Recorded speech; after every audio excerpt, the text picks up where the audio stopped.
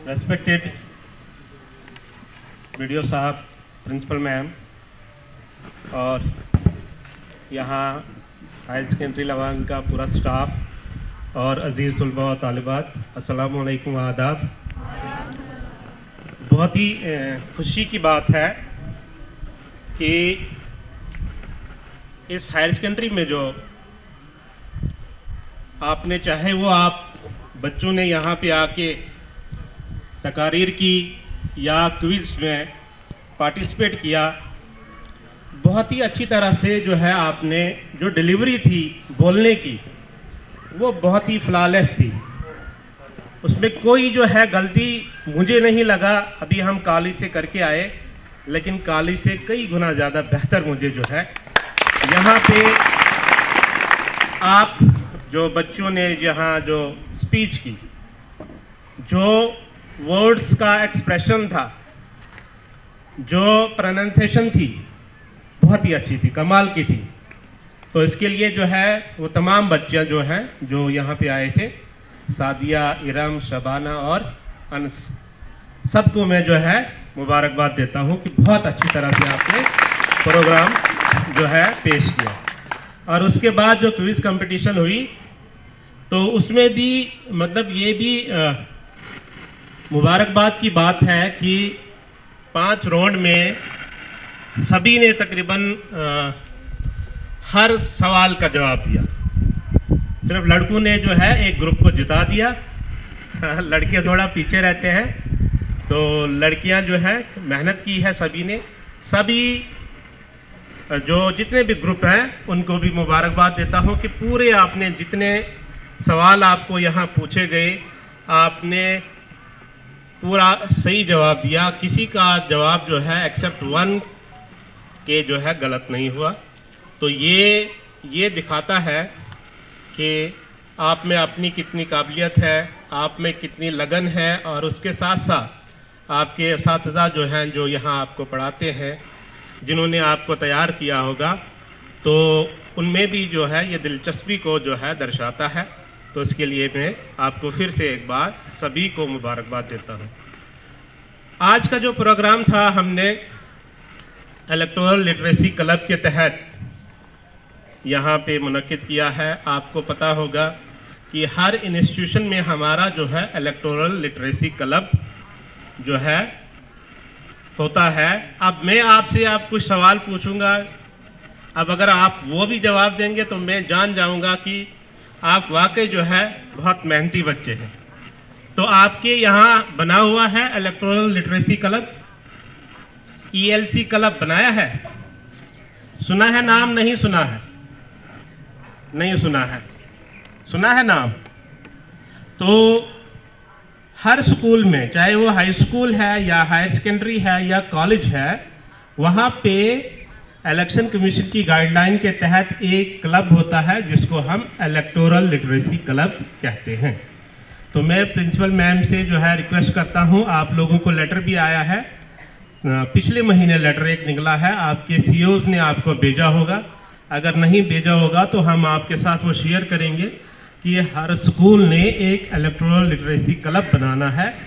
उसके लिए एक टीचर को आपने नोडल ऑफिसर डेजिग्नेट करना है। तो आपके यहाँ कोई टीचर जो होगा, पर्टिकुलरली ह्यूमैनिटीज़ से जो भी होगा, क्योंकि वो ये चीज़ें ऐसे किताबों में भी पढ़ते रहते हैं, तो वो एक नोडल ऑफिसर होंगे उस क्लब के। उस क्लब की जो है कुछ रिस्पॉन्सिबिलिटीज़ रहेंगी। वो ये है कि जैसे आज का कंपटीशन हमने करवाया, क्विज कंपटीशन, इसी तरह से आपकी डिबेट कंपटीशन होंगी, या आपको जो है आपके स्कूल में पोलिंग स्टेशन बनाया जाएगा, डमी पोलिंग स्टेशन बनाया जाएगा। कुछ लोगों को आप में से प्रिजाइडिंग अफसर बनाया जाएगा, P1 P2 बनाया जाएगा। आपको जो है वोटिंग किस तरह करनी है वो सिखाई जाएगी। तो ये सब चीज़ें जो है, इसके अलावा पेंटिंग आप कर सकते हैं। तो मुख्तलिफ एक्टिविटीज़ होती हैं इस ELC के तहत। तो आपका भी यहाँ हायर सेकेंडरी में ELC होगा। वो हम इसलिए आपको बताते हैं क्योंकि आप हमारे फ्यूचर वोटर्स हैं। खत्म हो गया। जो है फ्यूचर वोटर्स हैं हमारे पास, जो है इस ELC में जो है हाई स्कूल आते हैं, हायर सेकेंडरीज आती हैं और कॉलेजेस आते हैं। कॉलेजेस के बच्चों को हम न्यू वोटर्स कहते हैं क्योंकि वो 18 साल के ऊपर होते हैं। आप में भी अगर कोई 18 साल का हो गया है तो वो अपने आप को एज ए वोटर रजिस्टर करवाएगा। आप अपने BLO के साथ कांटेक्ट करेंगे या आपका जो नोडल अफसर होगा उसको अपना नाम लिखाएंगे कि मेरी एज 18 ईयर हो गई है, मैं एलिजिबल हूँ। तो कॉलेज के ये जो वोटर्स हैं, स्टूडेंट्स जो हैं, हमारे न्यू वोटर्स होते हैं और आप जो हो आप हमारे फ्यूचर वोटर्स कहलाते हैं कि आने वाले टाइम में आप हमारे वोटर होंगे। जब आप 12th कर जाएंगे या 12th में भी कुछ लोग होंगे और कॉलेज में पहुंचेंगे तो आप हमारे वोटर्स होंगे। तो आपको पता होना चाहिए कि हमारी एज, जैसे अभी क्वेश्चन एक आया था कि किस एज में हम अपना आइडेंटिटी जो एपिक कार्ड बना सकते हैं या एज ए वोटर एलिजिबल हो सकते हैं। तो आपने क्या कहा था? 18 ईयर। 18 ईयर के जब हम हो जाते हैं तो हम एलिजिबल हो जाते हैं। पहले हमारी एलिजिबिलिटी डेट सिर्फ जनवरी में होती थी, 1 जनवरी होती थी एलिजिबिलिटी की। 1 जनवरी किसी भी साल का जब समरी रिवीजन होती थी तो उसको हम वोटर कहते थे। लेकिन अब साल में 4 डेटें होती हैं, जनवरी में, इसके बाद अप्रैल में, जुलाई में और अक्टूबर में। तो इन महीनों के 1 तारीख को जो भी जिसकी 18 साल की उम्र हो जाती है वो वोटर एलिजिबल हो जाता है। तो वोटर एलिजिबल के लिए आपको क्या क्या डॉक्यूमेंट्स देने पड़ते हैं, है पता किसी को? आपका एक फ़ोटो लगता है, उसके बाद आपकी डेट ऑफ बर्थ सर्टिफिकेट और रेजिडेंस प्रूफ के लिए कोई भी प्रूफ आप देते हो। तो ये एलिजिबिलिटी है, आप डॉक्यूमेंट्स देते हैं और आप वोटर्स बनते हैं।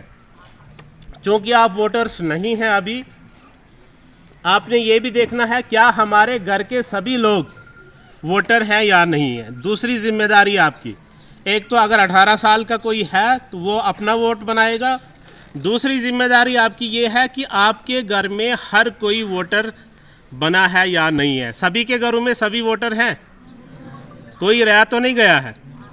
आज यहाँ से जाने के बाद आपने घर में मालूम करना है कि कोई रहा तो नहीं है, और अगर रहा होगा तो आप यहाँ नोडल अफसर जो भी होगा उसको एक लिस्ट बनवाएंगे और वो लिस्ट हमारे साथ शेयर करेंगे। फिर हम खुद उस BLO को बताएंगे कि आपके फ़लानी एरिया में फ़लानी बंदा ऐसा है जो 18 साल से ऊपर है, वोटर नहीं है। उसके अलावा आपके एरिया में नई लड़की कोई शादी करके आई होगी तो उसका भी नहीं बना होगा। तो ये भी आपने देखना है घर में जाके कि अगर आपके घर में कोई ऐसा है, क्या उसका वोट बना है या नहीं बना है। तो इन लोगों को आपने आइडेंटिफाई करना है और उनका वोटर ID जो है बनवानी है ताकि वो एलिजिबल हो जाएं अपना वोट देने के लिए। तो आपकी जो कॉन्स्टिट्यूंसी है इसका नाम क्या है? देखो, इलेक्शन कमीशन का हमें पता है, लेकिन अपनी कॉन्स्टिट्यूंसी का नाम क्या है हमारा? बनी कॉन्स्टिट्यूंसी।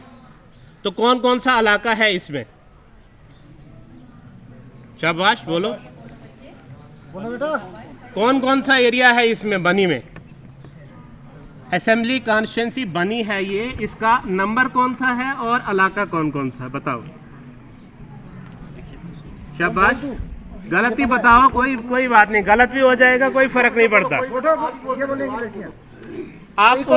आप सभी लोग उनको क्यों देखते हो, आप भी बता सकते हो जो सामने बैठे हैं। बताओ इनको बेटा, बोलो। देखो, इलेक्शन कमीशन का पता है हमें।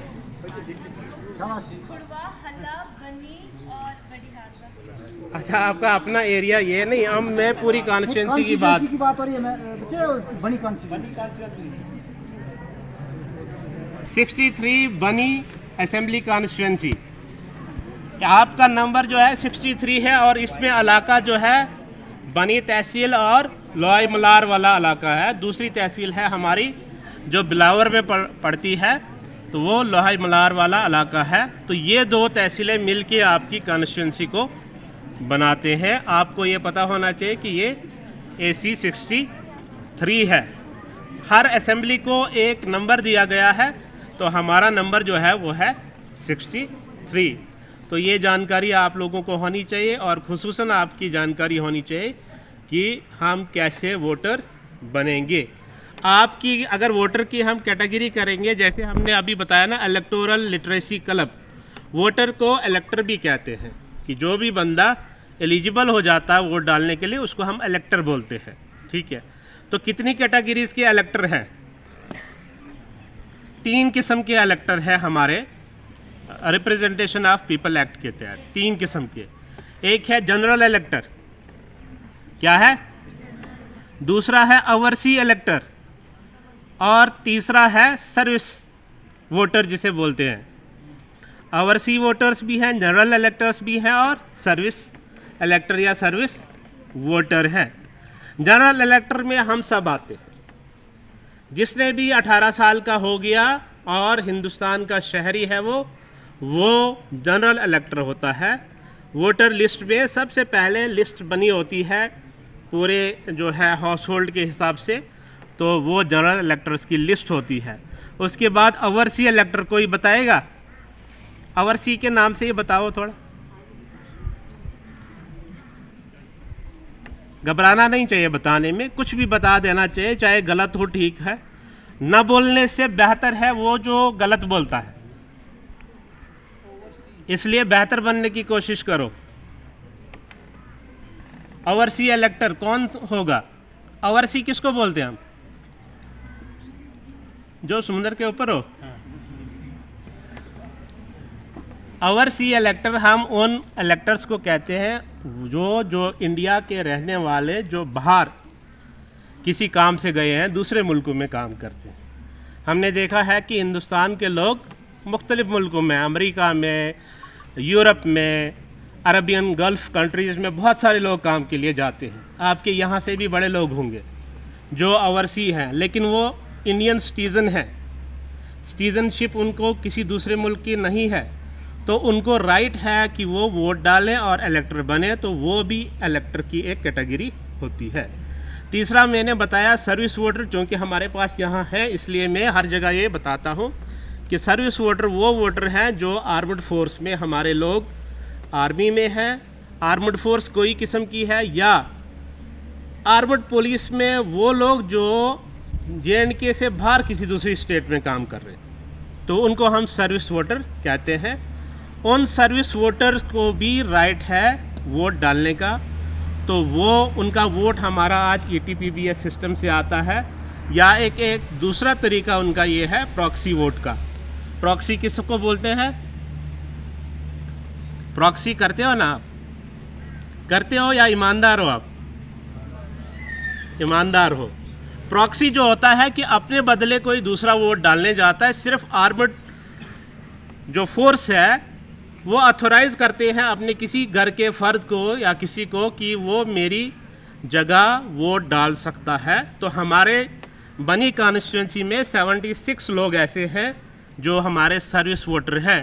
आपका ही कोई रिश्तेदार हो सकता है जो आर्मी में काम करता होगा, तो उसने अपना सर्विस वोट बनाया होगा।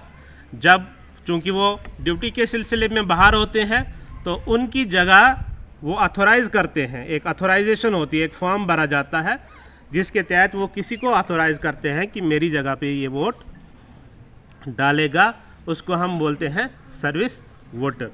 तो ये 3 कैटेगरी के हमारे पास वोटर हैं।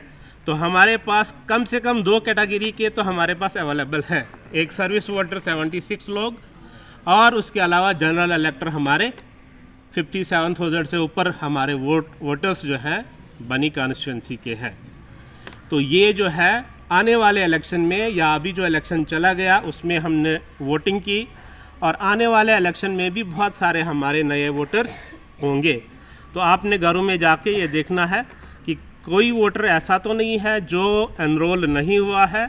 उसके लिए आप अपने BLO से रब्ता करेंगे, एक फार्म भरना होता है जिसको हम फार्म 6 बोलते हैं, या अगर किसी की डेथ हुई होगी तो उसको डिलीट करवाना है, क्योंकि जो डेथ होगी उसके नाम पे अगर कोई गलत वोट पड़ता है तो वो वोटिंग एथिक्स के खिलाफ है। तो अगर कहीं डेथ हुई है तो उसकी इन्फॉर्मेशन भी BLO को दी जाती है, डेथ सर्टिफिकेट एक लगती है, या फिर वहाँ का कोई जो है दूसरा ऑब्जेक्टर हो या कोई भी हो वो बताता है। तो उससे हम उसका वो डिलीट करते हैं। और एक किस्म की कैटेगरी जो है वो करेक्शन की है कि आपने देखा होगा कि आपका जो एपिक कार्ड होता है उसमें स्पेलिंग कहीं गलत होती है, फ़ोटो गलत हो सकता है, या रिलेशन कहीं गलत शो की गई हो, तो उसको भी ठीक करने के लिए करेक्शन हमारा BLO करता है। तो आपको अपने BLO का पता होना चाहिए। आप यहाँ पे मुख्तलिफ़ इलाकों से आए होंगे तो सभी को अपना BLO पता है कौन है? हाँ, खुड़वा में कौन है? अल्ताफ़ सर। और यहाँ है, यहाँ कौन है? अच्छा, अजय सिंह। दो ही हैं हमारे BLO यहाँ। तो इसके अलावा भी कुछ लोग तो कोई दूर से भी होगा, कोई रोलका वाली साइड से तो नहीं, कहीं यहाँ सिर्फ इधर के ही है। हाँ, तो ये जो है, हाँ, चांदल वगैरह का डिफरेंट है। तो आपको अपने BLO के बारे में जानकारी होनी चाहिए। और अगर आपके घर में जो है, देखो सभी के घरों में पढ़े लिखे लोग नहीं होते हैं। हमारे जो वालिदैन होंगे या हमारे ग्रैंड पेरेंट्स होंगे वो अनपढ़ होंगे, उनको इम्पोर्टेंस नहीं पता होगी इस वोट की। तो वो सोचते होंगे कौन जाएगा, कौन फ़ोटो खिंचवाएगा, और उसके बाद कौन डेट ऑफ बर्थ, कहाँ जाएंगे, क्या करेंगे। तो आप लोगों ने उनको बताना है। अगर वो नहीं मानते हैं तो अपने BLO को बताओ। हमारे पास यहाँ एक और प्रॉब्लम जो है वो ये है कि हमारे फ़ीमेल वोटर्स जो है वो कम एनरोल हुए हैं। तो वो भी देखना है। हमारा जो जेंडर गैप है वो ज़्यादा है, तो उस जेंडर गैप को भी हमने ख़त्म करना है। जनरली हमारा वोटर जो है, जो हमारा रेशो है, उसी के हिसाब से हमारे वोटर्स भी होने चाहिए। तो हमारी फ़ीमेल वोटर्स कम हैं, तो कहीं ना कहीं फ़ीमेल्स जो हैं अभी भी एनरोल नहीं हुई हैं, तो वो हमने देखना है। तो ये आपकी ज़िम्मेदारी है। आप आज जाओगे, कल आपके टीचर्स आपसे पूछेंगे यहाँ कि आपके घर में सभी एनरोल हैं या नहीं हैं। तो जो भी टीचर्स हैं, प्रिंसिपल मैम ड्यूटी लगाएगी इनकी हर क्लास वाइज कि एक लिस्ट बनाई जाए कि क्या कोई वोटर, एक तो एलिजिबल इनमें अगर कोई है तो ठीक है, या घर में कोई रह तो नहीं गया है, तो ये भी बताएंगे। बाद में हम BLOs के थ्रू जो है उसको क्रॉस चेक करेंगे। तो ये आज का जो प्रोग्राम था उसका मकसद था। इसके अलावा एक मेरी जो है एडवाइस रहेगी कि पढ़ाई पे ध्यान दें। आज के दौर में अगर आप अपने समाज में कोई तब्दीली लाना चाहते हैं तो वो सिर्फ पढ़ाई के ज़रिए ही मुमकिन है। कुछ भी तब्दीली लानी है आपने, अपने घर में तब्दीली लानी है, अपने समाज में लानी है, अपने इलाके में लानी है, तो वो सिर्फ़ और सिर्फ पढ़ाई के ज़रिए से ही पॉसिबल है। तो मेहनत कीजिए।